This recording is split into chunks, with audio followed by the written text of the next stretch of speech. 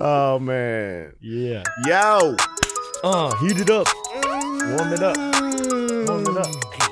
Yo, let's do this. Yo, good thing you stopped, bro. I was getting sweaty. I know, right? It's getting too hot. It's getting hot in here. Oh man, I miss Nelly. You know what's crazy? Like when they said, like when Nelly Furtado came out, and they were like, "Oh, Nelly Furtado." I'm like, "That's Nelly's last name." I never. Yo, that's funny. Yeah. Oh man. Man, that's funny. What's good? What's good? Welcome, first of all, everybody that's tuning in. I feel like I need to slide over because I might not be in the shot, but let me do that real quick. Yeah, I'll slide come on over. over. Yeah. What's up? What's popping? Not a thing. Not a thing. Another week. Another week. Yeah, another awesome week Yeah. here at Hoop Lab, especially. Yeah, that's just what happens. Man, you got any flashbacks from this week? Any good memories? Not in particular. I seen some good things with the kids that we see every week. But I do have this pretty cool shot, and I'll release it sometime soon. But it was Little Carter came in earlier this week, and it was cool to see like the way that the video was framed. I had Little Carter working, and then I had Bray, and I forget who else it was. In my session? Yeah. Was it Little Trevor? Yeah, Trevor. it was Bray Trevor. and Trevor in the far background, but they were doing the same thing. So it was that's like, tough. it was tough. I'll get that out at some point, but Ooh. yeah, that was kind of like a highlight of my week, That's I guess, dope. if you want to You call know it it was that. dope. I remember when Trevor came, or when Carter came in, and you grabbed, because we were doing med ball holds and med ball drop and catches, and I I paneled to you, and I was watching everything, and then his dad just caught my eye, but his dad had the biggest like grin and smile in his face. He's like, "Oh, like I'm so pumped he's doing this." Yeah, Like, it's yeah. hard. And Carter's 5 years old. He just turned 5. Yeah, And he's been training since he was 4. And Yeah. just for like him to be able to do a challenge like that, like Mhm. it was cool to see his dad. yeah. light up There's like there's that. a few kids like Carter, of course. Shout out Mace. Mace is another Yeah. one of the Versatile Brothers. They just have different mindsets for their age. Mhm. And which allows them to train like the high school kids. Yeah. Do you know what I mean? And I think that's the one thing when people ask us, how young should you start training, or what ages do you do? Yeah. And we say as young as possible, as long as they can hold attention to detail and they stay focused. Yeah. And I think that's a huge key, especially for the training that we do, because it's so detailed. It's not running around cones and just trying to get a workout. It's so complex, detailed oriented. And that's why, we get these 4-year-olds, 5-year-olds, and they are crushing everything just because their attention to detail is there, and they can handle the whole hour. We'll crack jokes now and then, but that whole session is just gold, and Yeah. it's rare to see, especially in that young of age. But it's also a lot of older kids don't have that. Mm-hmm. And though that's always our feedback to parents when they ask, what age, and I have this age child, they're super young, but as Yeah. long as you have the attention to detail and you're focused, and obviously the motivation is going to come with that, especially Yep. if you're at that age. Train with us at Hoop Lab. Yeah. So frequently asked questions. How old do we start training kids? It's not an age. It's not an age. It's can they last an hour without asking whether or not they can get a drink, or how much longer there is in the session? Yep. And if they can hold their attention the entire time. Yeah. That's a big key. Yeah. Last thing that we want to be able to do is, one, waste your very hard-earned money. Just kind of, for lack of better terms, BSing our way through an hour, but making sure that they're capable of understanding what we're telling them and really focused and trying to get to whatever the end goal might be for that session. So that is the frequently asked question of the week. Thank you for Coach Take Flight. No, dude, that's so huge, man. I it's so in it, and I don't know a lot of trainers out there that really do that, and meaning they don't look out for the parents. Yeah. Right. So like you said, like you mentioned, their hard-earned working dollars. Because I mean, I understand, everyone needs to get paid. They have everything, they have to pay for and all that stuff. Yeah. That's just how the world works. Money, it works. But for us to be able to honestly tell parents like, hey, listen, your child, I don't think is up to the age yet, or, hey, I think your child will do really well because they have the attention to detail, because they're not asking, to get a drink every 5 seconds, rather than other places out there that are just like, hey, don't worry about it. Come on in. We'll make them sweat. Like, dude, I can get you to sweat doing landscaping in my yard. It's just a different culture, a different mindset when you train here. Absolutely. That is correct. So this is not an ad, but feel free to come on in. All right. Wait, hold on. Yeah. For anybody that's new or our old listeners who we love, that you're not old. Yeah. I'm old. I'm old. But yeah, no, it's not an ad, but we do offer a free group trial class. Yes. We've been telling, I don't even think we've told anybody. It's just people that, they want to come in and they try, but we haven't really got that message out there. But if you're interested, if you know somebody interested, free trial. Just give us a call, shoot us an email, shoot us a text, whatever it may be, and we'll set you up to come on in and give it a try. And that's one of the things that I, when we get those calls of people wanting to sign up for whatever reason, I always start with, hey, listen, before you sign up and before you make that commitment, come in, take advantage of the free trial, and see if, one, your expectations of what you're looking for are met. Yep. And we'll talk more about that later. But then also, don't make sure that the personalities of myself and you fit that what you're looking for. Yeah, right? exactly. Because last thing that you want to do is commit for a month and then find out your kid's going to get yelled at for 45 minutes for the next 30 days. So which we don't do, but you just don't, we look out for you. Just leave it at that. We look out for we have the parents and the players. We have your best interest at heart. Yep. All right. Yep. What? That was a. Well, you go. Go ahead. No. No, I think you were gonna say any big news this week. Yeah, man, I know you, bro. I know you. Well, I know this is a basketball podcast, but I know NFL just wrapped up. It's wild card weekend. I know you're a huge. How do you say it? Say it, bro. Just say it, bro. No, there's no fly birds. Fly eagles. Hey, there we go. There we go. Yeah, because there's multiple bird teams in the NFL. Yeah, so I got you. But they have a bye this week. Put some respect on that. My bad. Yeah, so they have a bye this week. Hopefully you guys listening out there, your team is in or fighting to get into the playoffs.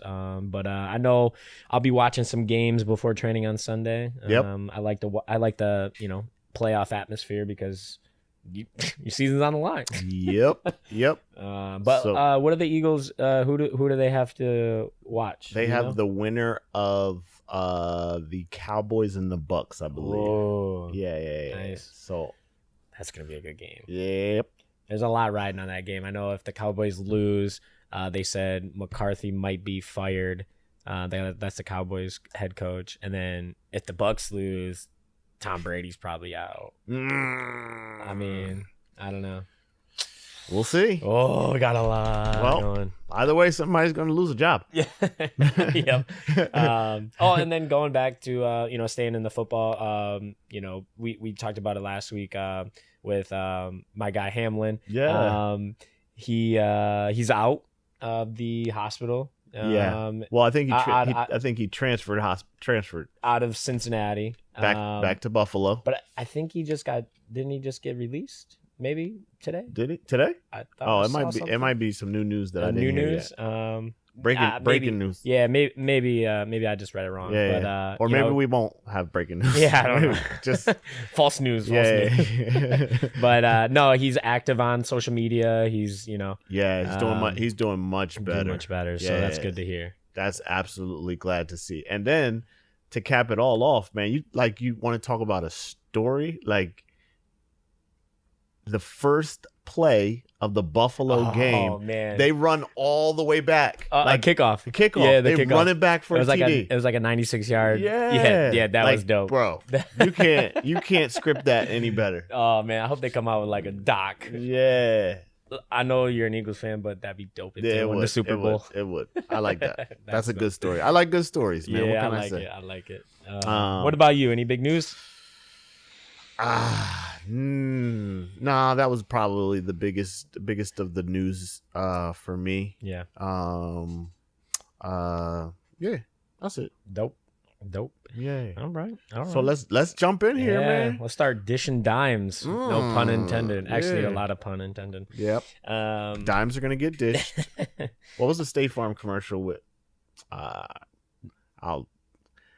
Typically I would say they're not paying for the ad, but listen, it is what it is. But the State Farm commercial where Dame Lillard was rapping about dropping dimes or something. It was like Baby Lillard or something like that. What didn't he have like a bunch of dimes drop on a car or something? I don't even know. I slightly remember. Yeah, something like that. Whatever. Hilarious. But I don't know. Whatever. I don't know. Whatever. But yeah, what are we gonna jump into? Yeah, so I think we should start with parent. I think you mentioned it early, and it was a good lead way to this. Parents' expectations for training. Yeah. And I guess we can make training skill and game enhancement training. Basically, I'm just gonna say training because a lot of parents, even like non-basketball parents or basketball parents, don't know the difference between them. Mm-hmm. And I think that the parents that end up overall coming here, we do a good job of,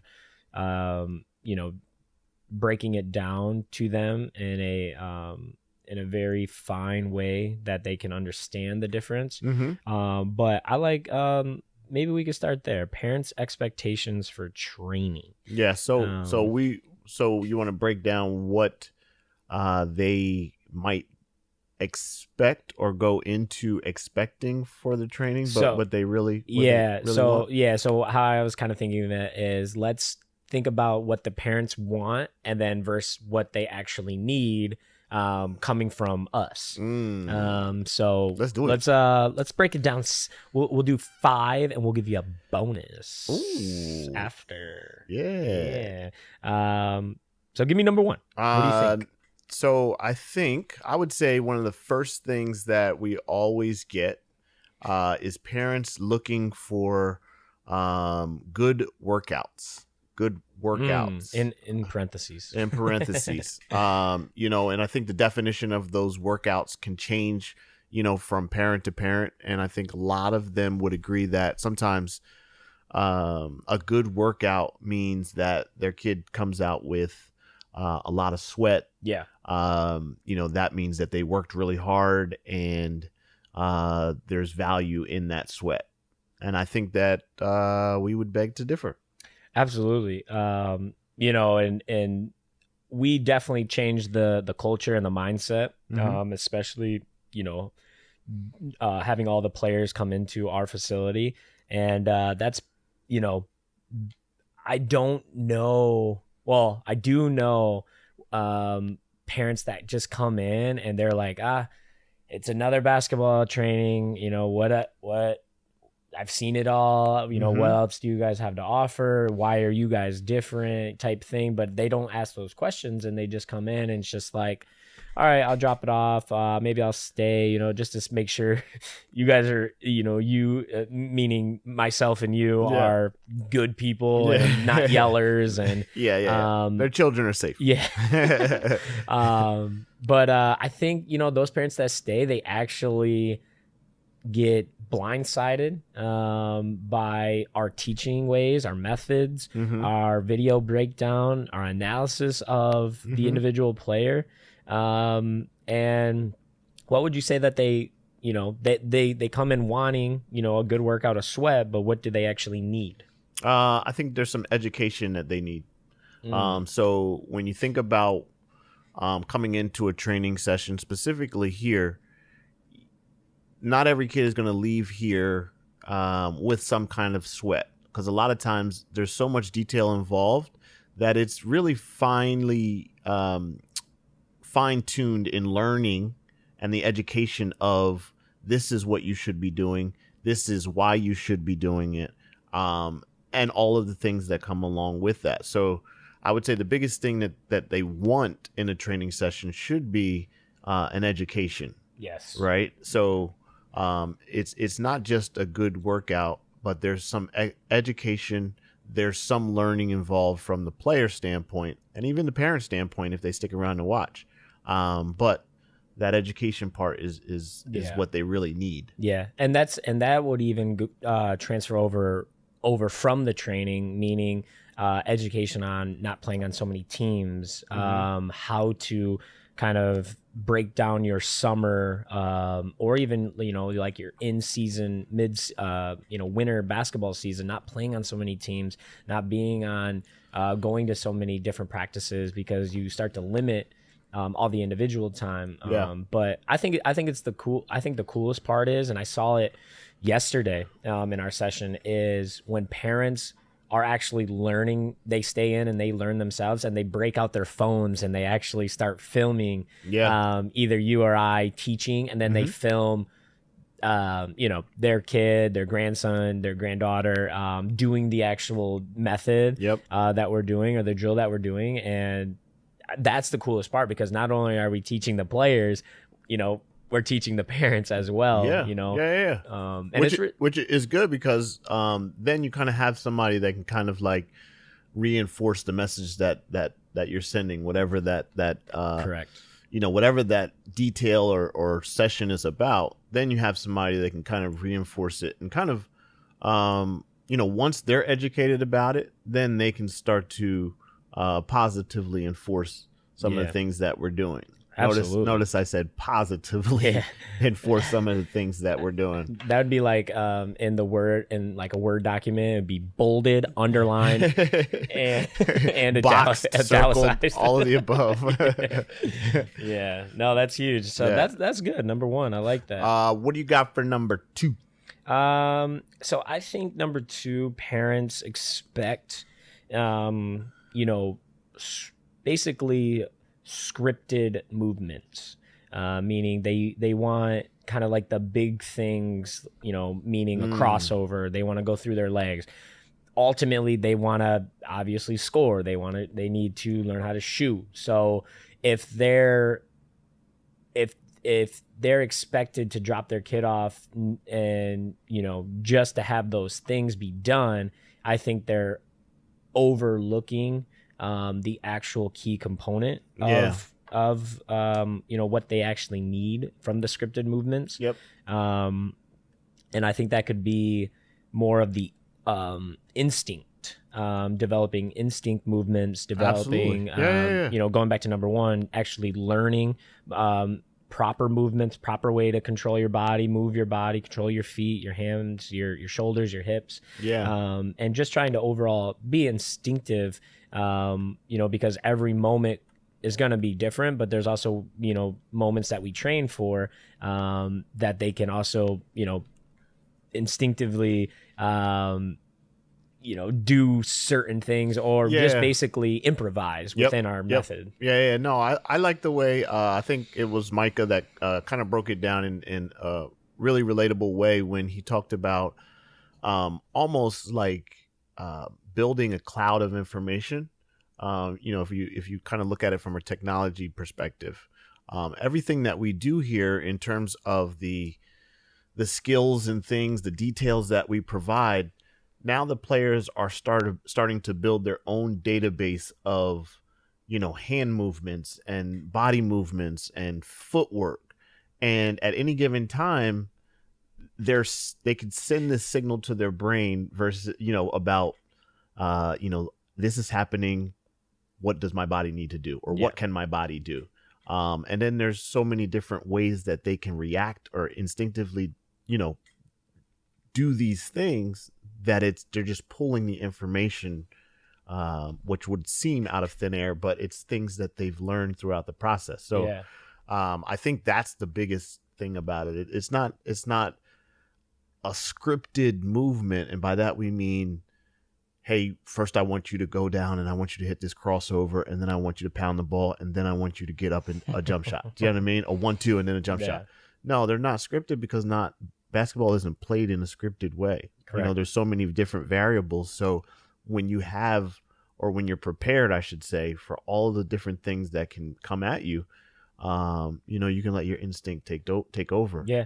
Well, and I'm thinking of more of like a, let's say you're trying to build something, right? So if you need a Phillips screwdriver, you go to your bag, you have a Phillips screwdriver. Or if you go to your bag and you need a Phillips screwdriver, but you don't have one. So now you're like, oh man, what do I do now? So like relaying that back to in the game of basketball, a moment happens, you go to your bag. If it's empty, probably a turnover, probably a charge, probably, a missed shot, whatever it is. But if you go to that bag really quick, and you have 3 options because you've, like you said, you've gained it, you've prepared had a great understanding, you prepared for it. You have those 3 options that work in that moment. You could quickly choose one and then go back to that play. Yep. And I know, like, obviously the game's not that slow, but that's what we really do is we let our players train so fast, but we try to slow down their minds so they can see the game in slow motion and they can have time to think about those movements on the fly. So no, absolutely. That's exactly what they're looking for, or what I should say, what they think they're looking for versus what we can provide. Absolutely. Yeah. Number 3. So that was number 2. Yeah. What do you have for a number 3? So for 3, I would say a lot of times when parents come to us, they come to us with a problem that they may just see on the surface. For instance, let's just say, hey, my son or daughter has trouble finishing their layups. My son or daughter has trouble, being quick enough to get past their defender. So all of those things are surface issues, but we can do a better job of just kind of, once we see them, understanding what the flaw is or what the root issue of all of that is, right? So it's more than just missing layups or not being able to finish. It's more than not just being able to be quick enough to get past that defender. Correct. It becomes, what can they do, or what are the things that are wrong that's causing those things? Do you know what I mean? What are the details that are causing those things? Are they, and I think I used this example earlier in the week, a lot of times players might miss their layups because they're going to the basket in practice and in other trainings, and they're standing upright, right? So their body's very upright. But then when they get to the game, rarely are they ever upright going Correct. For a layup. So that simple transition of a low position to now a finishing position can create a lot of havoc in anybody's game, right? So if you're able to diagnose the fact that they're not getting to a low position or having experience going from a low position to a high finishing position, that's not a surface issue. That's a detail issue. And we can get to the bottom of that. And that's what parents should be looking for. Yeah. Well, and dissecting the player as a whole, right? So you mentioned it earlier, especially with or you just talked about it with finishing. It could be that height problem. It could be a footwork problem. It could be a stutter. It could be a timing problem. It could be a space problem. Yeah. It could be an overhand layup problem versus an underhand or a side hand finish problem. Yep. So there's like you said, there's so many details that you can't just say, well, they need ball handling, they need finishing, they need to finish better, they need to be quicker. Well, there's other problems leading up to that. So it's, I'm sure you have a good analogy of this, but it's like, you bring in your phone to Apple or wherever it is, and you're like, hey, listen, this button's not working. Well, they go in, they diagnose it. Well, it's, this is the problem why it's not working. Right. You're absolutely right. So, and that's the thing, it's more than just, the areas that you see as a parent, the broad areas or the broad problems, that you see. It's way deeper than that. And that's what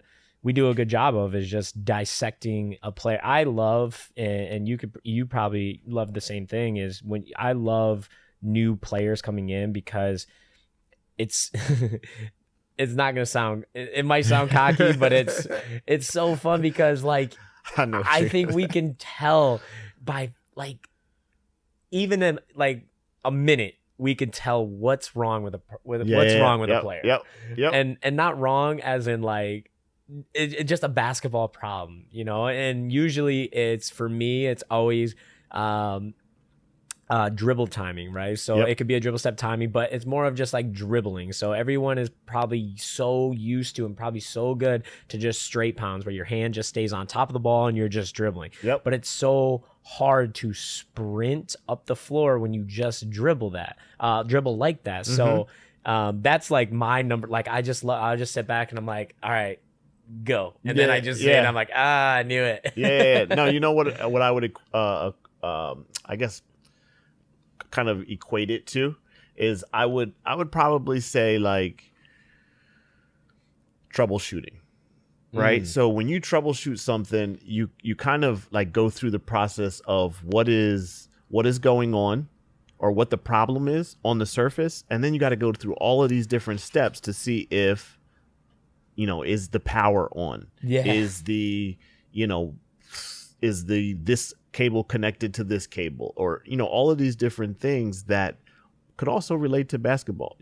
Is the kid even trying to jump? You know what I mean? Do you know what I mean? So there's so many different steps that we can use, and so many different strategies and things like that we can use to diagnose and troubleshoot.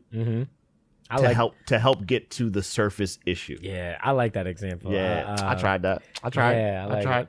I just had to troubleshoot my TV because of the Wi-Fi. Yeah, and they just like, I think it was like 6 boxes, and just took a second, check. Yep. We probably like lost power for a second, but it's so like that's a dope way to put it. I like it. Yeah, I like it. Number 3. Ooh, I like that. Number 3 was good. Yeah. What do you think? 4. What do you think? Well, we get this call a lot, that parents expect. Hey, no. I got a better way to do this. All right. You go. I'll be the caller. And you be the trainer, all right? You want to dial our hotline? I'm going to dial a hotline, right? So I'm going to call the hotline number, right? I call it. And it's ringing. And Hello? You answer and I say, "All right, ready, go." Hi, is this Hoop Lab? Hi, this is Hoop Lab. I'm looking for training. Do you guys offer training? We do. We have a group membership. We have a semi-private membership. We also have a combo membership. How old is your child? My child is 12. Okay. But I need... Uh-oh. I don't say uh-oh on the phone in my head. I'm looking for private training. Can you be more specific? Private. You and nobody else.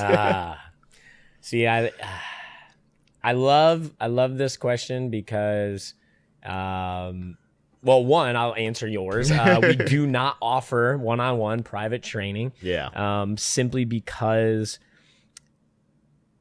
it's not a waste, but it's not going to be as productive, as successful as you may think it might be. Right. Simply because one-on-one training you have to, as a player, absolutely love, and this is all capital letters, love LOVE basketball. Like, you have to love training, you have to love the process, you have to love failing, you have to love going for a long period of time, whether you're doing something good. Most of the time you're going to be doing something bad. So instead of, oh man, I'm never going to get this, and kind of wasting time and looking around and breathing and asking for a drink, you have to love basically sucking for an hour. If you really want to do one-on-one training with us. And honestly, when we train professionals, we train college, they don't want one-on-one training. Right. They don't. They want someone there working out with them. And it's because why we don't offer one-on-one training is because there's no competitive environment like you would get in a semi-private, where we offer four players with one trainer. So competitive environment, meaning we're not going to actually compete against each other, but just the energy, just the testosterone in the room, like it's just like things are getting heated up and you can just feed off of each other.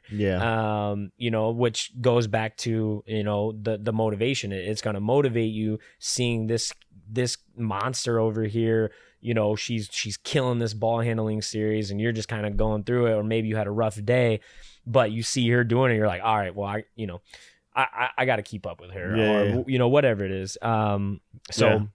Motivates, competitive environment. I think another one is a big one is, maybe we're not connecting the way that maybe we think we are to a player teaching wise.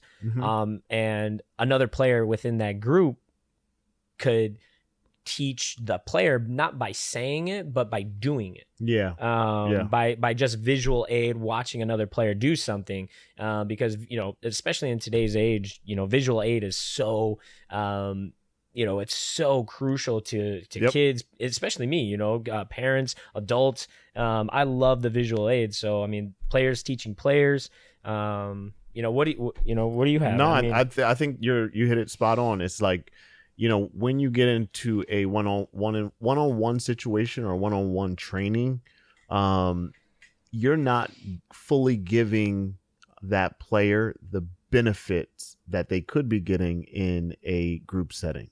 By that, I mean, like you said, that player in a group setting has an opportunity to kind of pick up their pace or pick up, other details that they might be missing that maybe we haven't been able to describe in words, but yet that other player has kind of like showed them that, exactly what we're looking for. But, correct. And it's not that, the teaching part of it isn't for us. It's just sometimes other people learn differently, right? So maybe the way that they connect to one of their peers versus what we're asking them to do is different. So the benefits are going to only be there for them, in those group sessions. Yeah.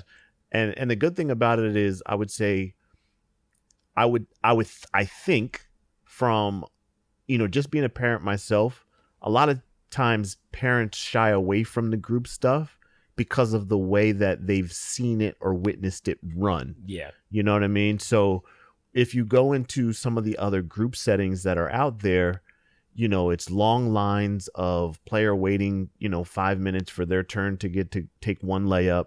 All of those things that come out with big, large groups that don't exist in this environment, right? So we have a way of kind of, like, I like the way that you put it a lot of times. Players are almost in their own cubicle working on their game, during the training and during those group trainings. And they don't necessarily need the one-on-one that wouldn't provide them the most benefit. Right.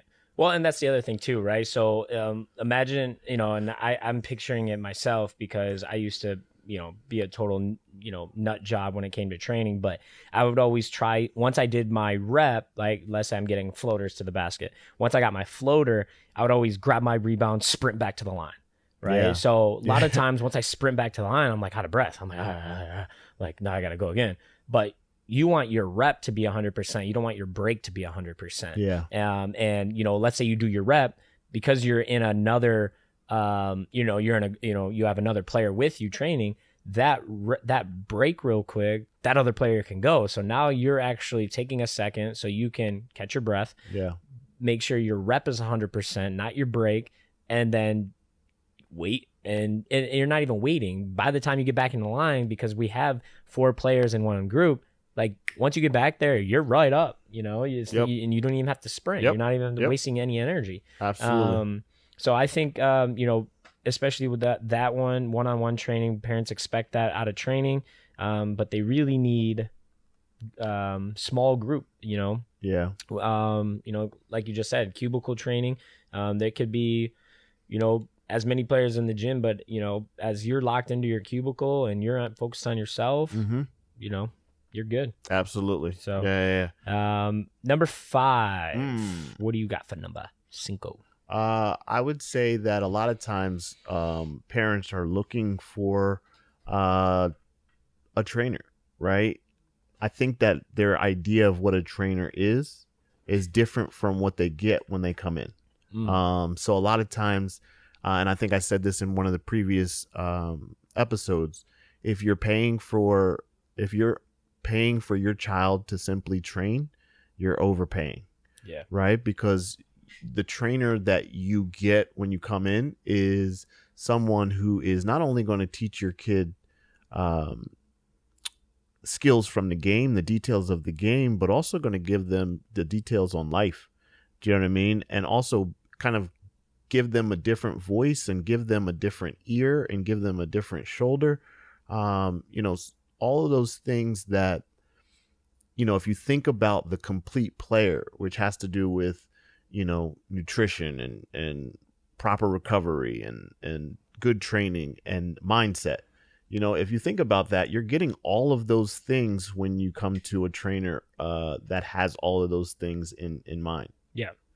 Yeah, no, definitely. The big one is, being a mentor to, the player. And that's what, that's what we offer. Yeah. And we don't even charge for it. Yeah. It's so cool. And I know we mentioned it before in our other episodes, but, we have a lobby here that kids, once they're done training, they just sit here. They make their parents wait in the parking lot. They'll sit here for a half hour. They genuinely love this place and they love talking to us. And honestly, we give honest feedback. We give positive feedback. We'll give negative meaning on how ways to motivate yourself. Maybe, this is, the way that, this person sees you play. But going back to it, like you said, is just hearing a different voice. Because I can't count how many times we've had parents like, well, I said the same thing, but because you said it, they're gonna listen to you. Yeah. I tell parents this all the time. It's like, listen, as a kid, you just don't. You listen to your parents to a certain extent, but it's like, come on. Not only are you telling me to clean my room, but now you're trying to tell me what I need to do on the basketball floor. Yeah. And it's like, to a certain extent, I'm just tuning you out. Right. It's So like white noise. Yeah. So hearing something different, in a different tone, a different message, all of it is only going to benefit the player. Absolutely. Yeah. At the end of it too, is they just want someone like a friend. They just want someone to rely on. Yep. They can go to. Yep. What's the bonus that you wanted to give them? Come on, give them the bonus. This is our man. The bonus. Instant game transfer. Like, I need that. I want that. I need. Listen, they have a game in 48 hours. They've never trained before, but I need you to get them to be an all-star in 48 hours. Meaning, basically, we get 2 hours, in 2 days, or maybe even an hour. And it's like, come on. Yeah. I know we mentioned this before in an older podcast, but you can't develop a six-pack in a week. You can't become a millionaire. Well, I don't know about that because you can win the lotto and all that stuff, but I don't know, man. Whatever analogy you want to use, I always go back to, like, you know, because, you know, everybody wants like the summer beach body, but you have to work for it, man. It's not going to be an instant transfer. Yep. Like, I'm not going to go to the gym for 5 days and expect to see myself as Dwayne Johnson in the mirror. Like, but you know what, to go alongside that, there, you know, I've heard this before. It's like, you know, if you don't provide a player, in this case a player, but if you don't provide somebody with the education behind, you know, getting that six pack or all of those tangibles that we look for or that parents are looking for, what's going to happen is they might be able to get it quick, but they're not going to be able to sustain it. Yeah. Do you know what I mean? So, yeah, I might be able to get your kid to shoot lights out in the gym for 24 hours. But if they don't have the proper technique and the wherewithal to hold the information, then it's not going to be beneficial for them, right? So we want, you know, all of the players to kind of be able to sustain you know, all the details and things that we're giving them, not just an overnight success, right? Absolutely, yeah. And you know, I don't know if this relates to that, but you know, I think it was you who heard about, you know, that Mike Tomlin quote about when he gets players that simply don't know, it's because they weren't taught. Yeah. Right. Yeah, so I mean, that's going back to kind of, you know, snowballing down on that is, you have to understand that we are true teachers of the game. We're not, like I said, we don't really call ourselves basketball trainers, but instant game transfer, you have to be able to teach and learn, and it takes a while. It's a process. Yeah. Just like anything in life. But that's the bonus. I like. Do you have anything else on that? I like no. I think that's I think that's a really, really good list.